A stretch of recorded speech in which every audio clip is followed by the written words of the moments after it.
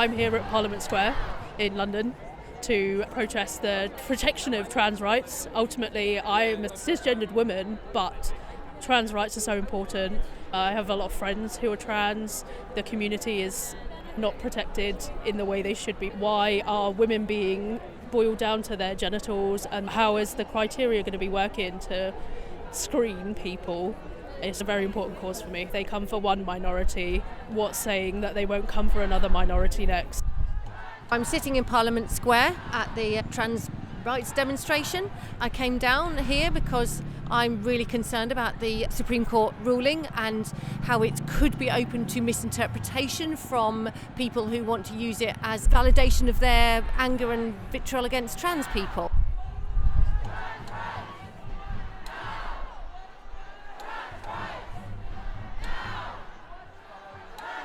My daughter identifies as trans. She's an 18-year-old. She came out 3 years ago, age 15. She transitioned at school. She's happy and thriving. She's not here at the moment because she's studying for her A-levels. She's got a place to go to university to do engineering.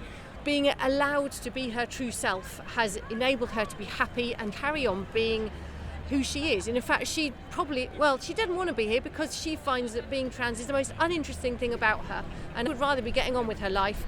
She's more than just being trans, and I think that's probably the biggest message for anybody, is that being trans is not an attention-seeking device or a reason that people want to barge into girls' toilet. It's just that makes them feel more comfortable and they can then get on with their life and be their true selves.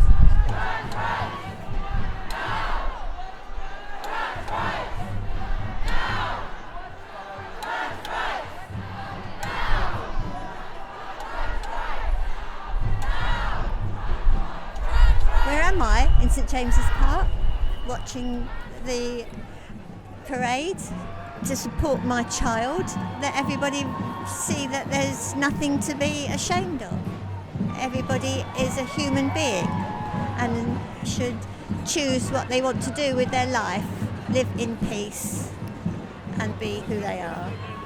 It's not just for one set of people, it's for everybody. We all deserve to live without fear and prejudice. If we don't think like that, we're going to end up with a fascist state, and that is what I find is very, very scary. I was born at the end of the war, and a lot of the youngsters don't remember any of that.